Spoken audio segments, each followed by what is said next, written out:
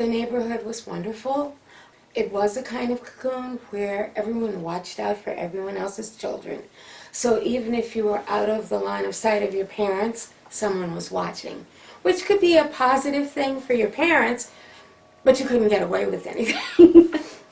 My parents never discussed the reasons for the restrictions that we had to endure. So if we sat on the back of the bus, that was because my mother wanted to sit there. If I wanted to have a hot dog at Woolworth's, she said, we have food at home. So when the civil rights movement came along, it was like falling off a cliff.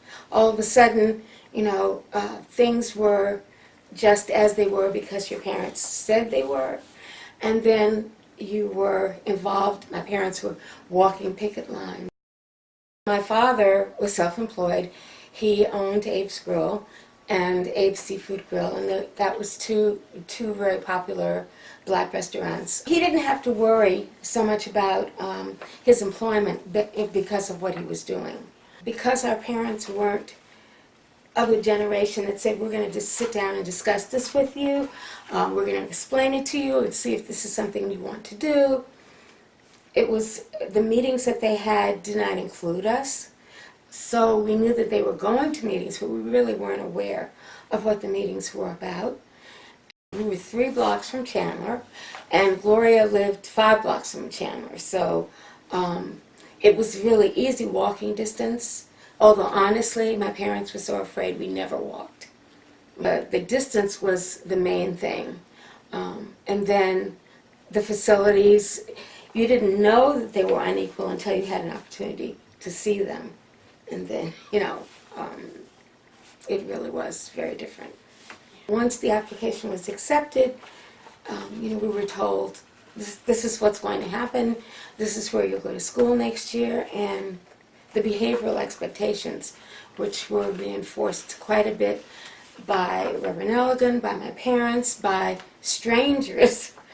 And that was really frightening because it seemed like, I felt like the whole race was depending on what we were going to do there.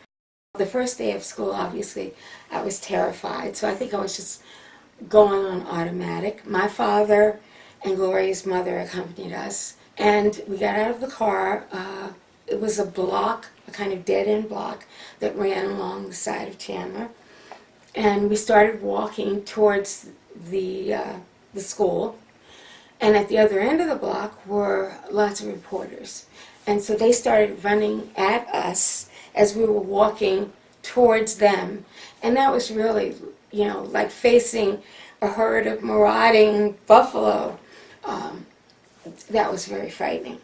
And when we got to the corner, then we were on our own. Our parents didn't go any further.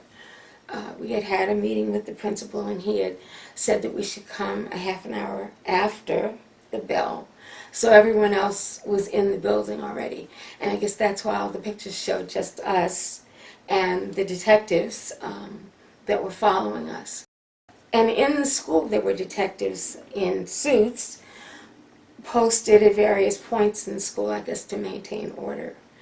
And as long as they were there, order was maintained, but they were there for about 2 weeks.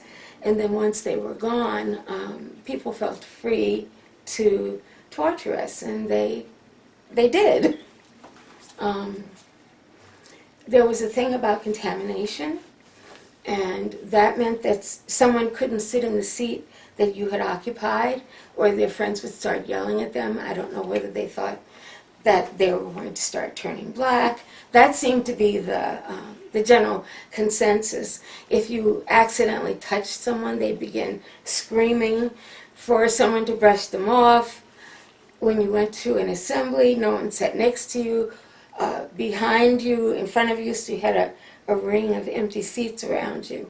Lunch and gym were the 2 most horrible times of the day.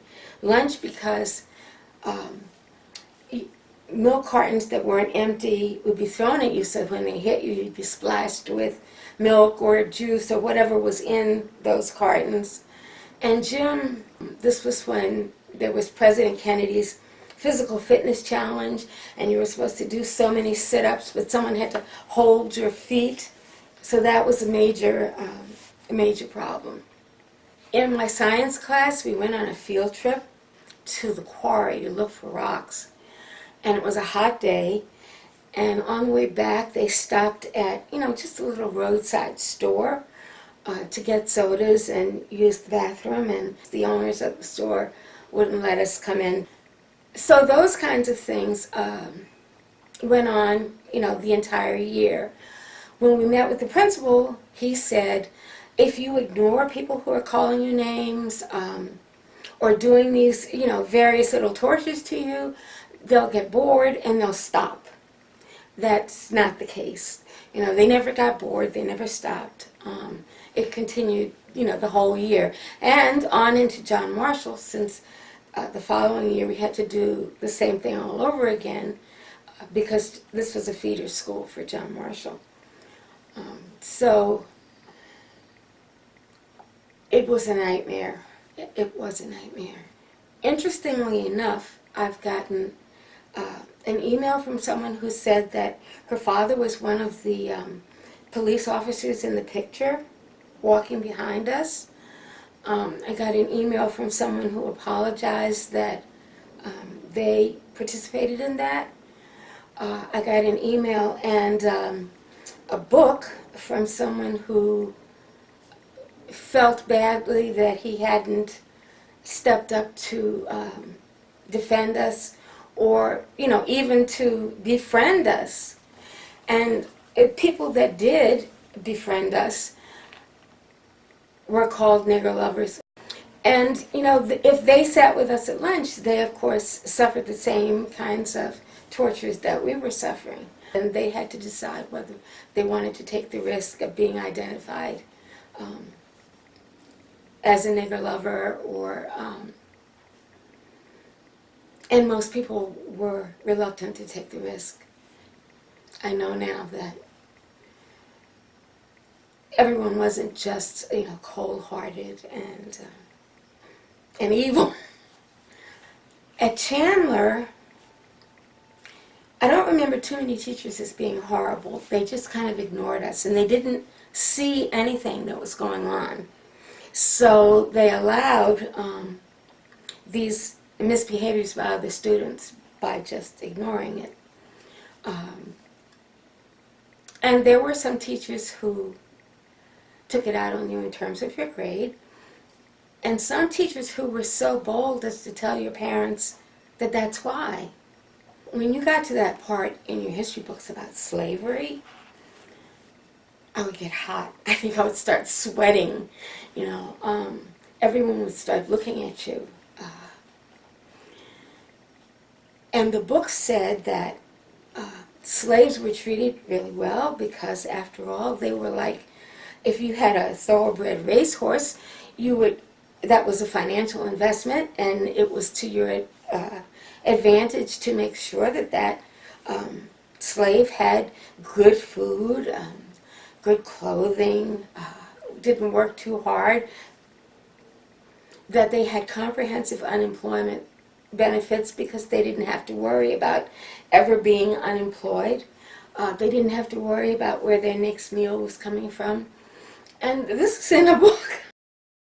When it was time to go to college, I wanted to get as far away from the South as I could.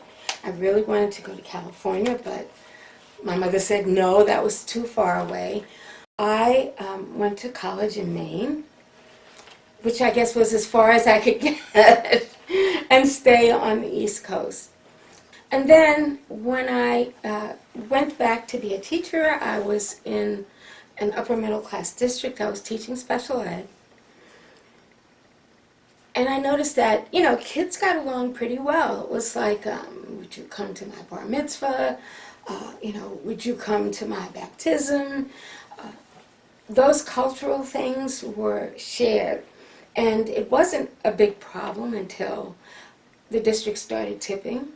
And when it started tipping to be overwhelmingly a black district, then you didn't have that same interaction between the races that you did when, it was more equal.